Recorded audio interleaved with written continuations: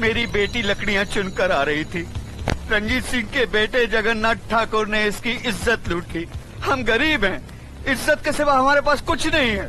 अब कौन इससे शादी करेगा? अब कौन इसका हाथ थामेगा?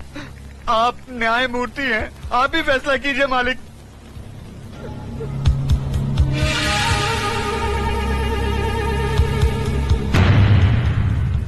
इस बात का कोई चश्मदीद गवाह है?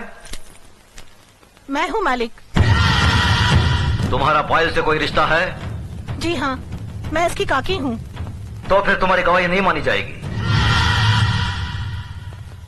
गवाही सिर्फ उसकी मानी जाएगी जिसने अपनी आंखों से देखा है, लेकिन इस लड़की के खानदान से उसका कोई रिश्ता ना हो। है कोई ऐसा साक्षी, ऐसा गवाह?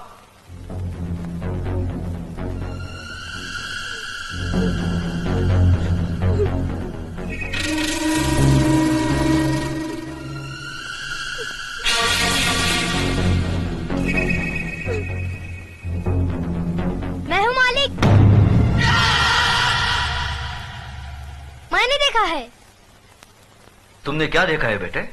मैंने देखा कि ये इस दीदी को जबरदस्ती अपने कंधे पे उठाकर पंपशीट में ले गया और दरवाजा बंद कर दिया। ये बचाओ बचाओ चिल्ला रही थी, मगर वहाँ कोई नहीं था।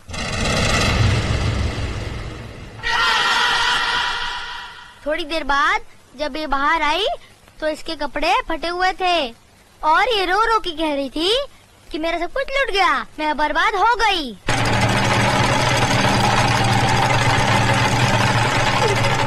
जगन्नाथ, कमीने कुत्ते, तूने इन गरीबों को क्या समझा है? ये वो गरीब मजदूर हैं जिनके खून पसीने की बरकत से हमारी धरती पर हरियाली जागती है। हमारे सर पर जमींदारी का ताज इन्हीं गरीबों की बदौलत है, जिसके बदले में उन्हें 2 वक्त की रोटी, 2 गज की चादर मिलती है। और तूने उसी चादर में घुसकर इस गरीब की इज्जत लूट ली। फिर तुझ में और जानवर में क्या फर्क रहा? मुनीम जी, देवी माँ के मंदिर से सिंदूर ले आओ। जी मालिक। पायल, तुम इधर आओ।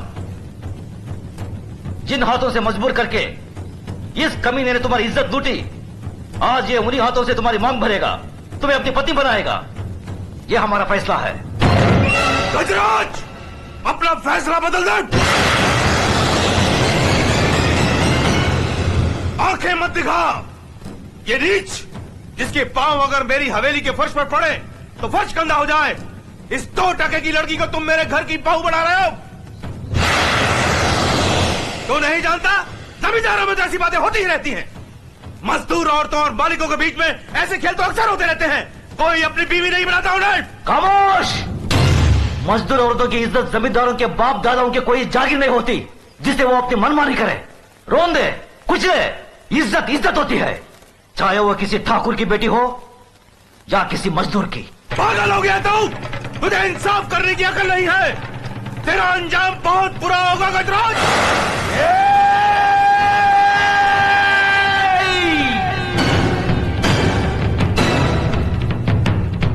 इसके आगे एक लफ्ज भी बोला तो जुबान खींच लूंगा।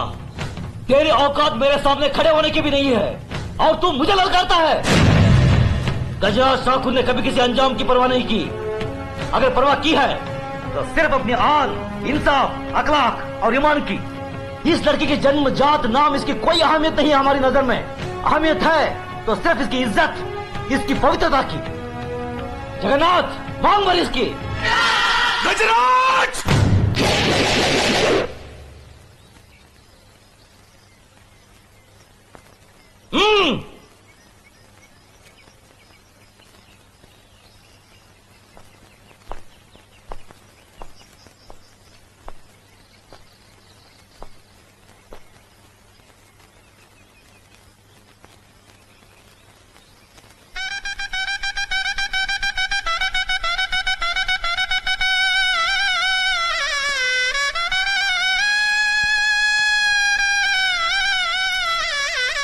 सदा सकीर हो बेटी। जगन्नाथ, अगर तुमने इसे कोई तकलीफ दी तो हमसे बुरा कोई नहीं होगा।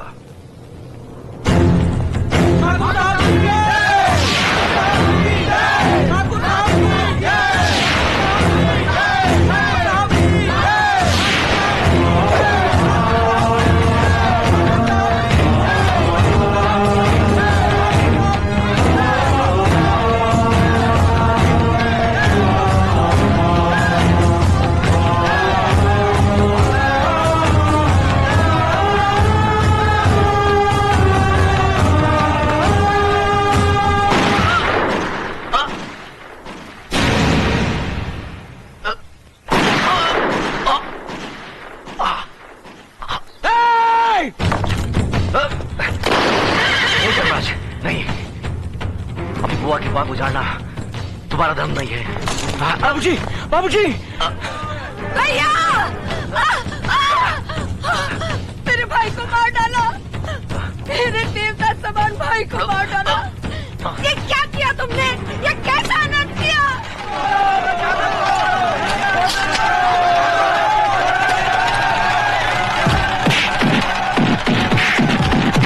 रुक जाओ, छोड़ दो उसे। जो अपराध उसने किया है उसकी सजा उसे जरूर मिलेगी। आज से 18 साल के लिए हम रणजीत सिंह ठाकुर को समाज और बिरादरी से बाहर करते हैं। आज के बाद अगर कोई भी इसके परिवार के साथ किसी भी तरीके का संबंध रखेगा तो उसको भी यही सजा मिलेगी। यह गजराज ठाकुर का फैसला है। भैया, भैया, बाबूजी, बाबूजी, बाबूजी। धर्मराज, न्याय करने वालों के लिए रिश्ते और जज्बात कोई मायने नहीं रखते। बेटे, जान चली जाए पर आन ना जाने पाए। जान देकर जो आन की रक्षा करता है वही न्यायाधीश इंसाफ के आकाश की बुलंदी को छूता है।